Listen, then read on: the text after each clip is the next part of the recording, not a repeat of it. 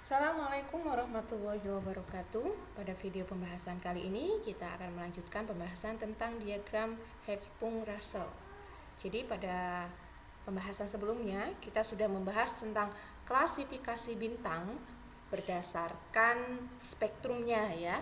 Jadi ada kelas O, be a girl, O be a fine girl, kiss me itu ya. Jadi ada kelas O, B, A, G, K, M ya. Kemudian ada klasifikasi bintang berdasarkan luminositasnya ya. Jadi ada kelas 0 ya, kelas 1, 2, 3 itu ya. Ada kelas maharaksasa yang sangat terang, redup dan seterusnya. Nah, ini nanti ada kaitannya dengan diagram Hertzsprung-Russell. Jadi diagram Hertzsprung-Russell ini dikembangkan oleh astronom Denmark Einar Hepung ya, 1911. Jadi awalnya astronom Denmark ini membandingkan hubungan antara magnitudo ini ya dan indeks warna bintang dalam gugus Pleiades dan Hyades ya. Kemudian dari situ disimpulkan bahwa makin biru warna suatu bintang semakin terang cahayanya. Dan itu artinya magnitudonya itu semakin kecil. Jadi kan kemarin kita sudah membahas tentang magnitudo ya. Jadi magnitudo itu kalau semakin kecil magnitudonya itu berarti dia semakin terang. Kemudian jadi diagram Hertzsprung-Russell ini dikembangkan oleh dua orang di tempat yang berbeda gitu ya. Jadi secara terpisah oleh astronom Denmark dan astronom Amerika Henry Norris Russell 1913.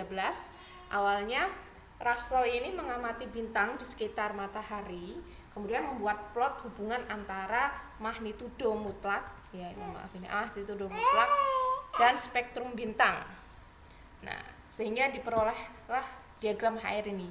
Jadi diagram Hertzsprung-Russell ini biasanya disebut sebagai diagram HR. Jadi diagram HR ini menunjukkan hubungan antara luminositas atau magnitudo mutlak bintang dengan temperatur permukaannya.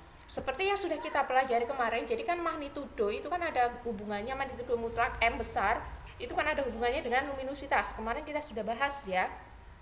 Jadi L1 per L2 itu sama dengan apa, saya lupa itu rumusnya itu ya.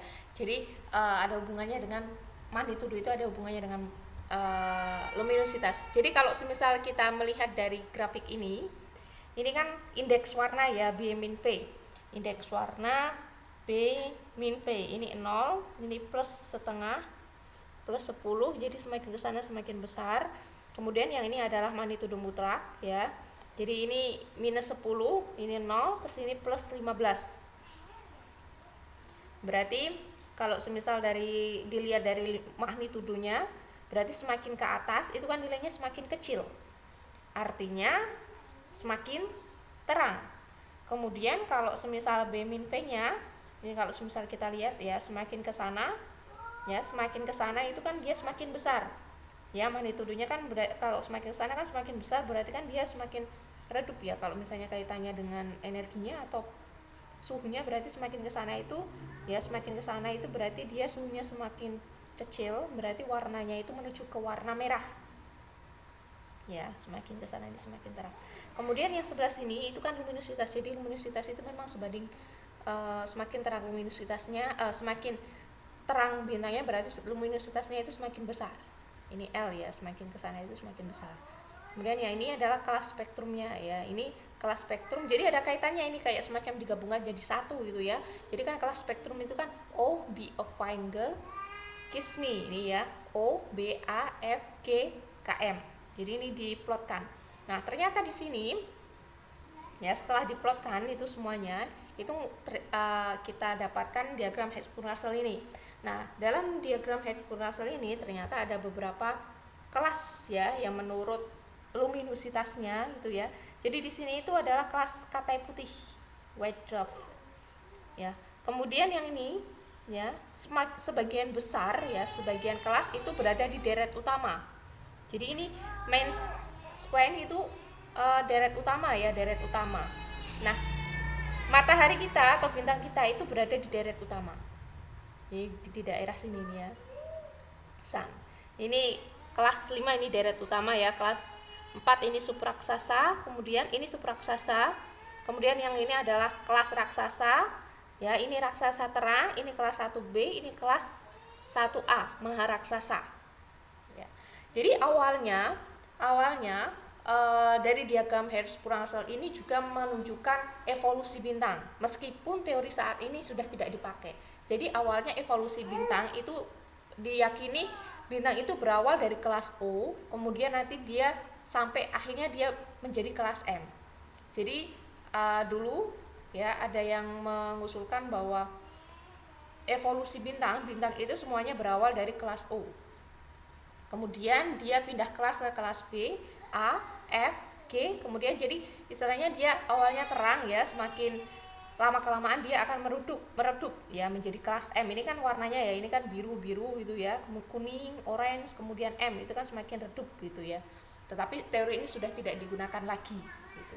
Jadi nggak semua bintang itu berawal dari kelas O, itu tidak gitu. Nah, kalau bintang kita sendiri itu berada di deret utama ya, di sini ya, ini matahari kita. Ini salah satu contohnya kelas-kelas yang ada di maharaksasa. Di sini ada Betelgeuse ya. Kemudian di sini ada Antares. Ini supergiant nih ya, supergiant. Kemudian di sini Aldebaran ya. Aldebaran ini termasuk yang giant. Kemudian ada bintang Spica di daerah sini. Ya. Ini white dwarf, ini katai putih. Jadi ini menunjukkan suhunya ya. Semakin ke sana suhunya semakin kecil ya, karena warnanya semakin merah. Berarti semakin ke sini. Berarti kalau semisal Anda menuju yang di daerah sini ya, nanti di daerah sini itu suhunya semakin besar, energinya yang dipancarkan semakin besar, luminositasnya itu juga semakin besar. Kemudian dia termasuk kelas O. Ya. Kemudian dia berada di deret utama, di kelas deret utama. Jadi diagram Hertzsprung-Russell ini dan di sini magnitudenya berarti dia semakin kecil.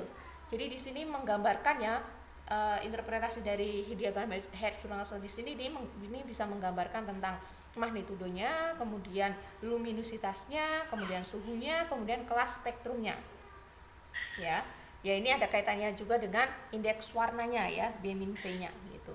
Jadi ini adalah diagram Hertzsprung-Russell.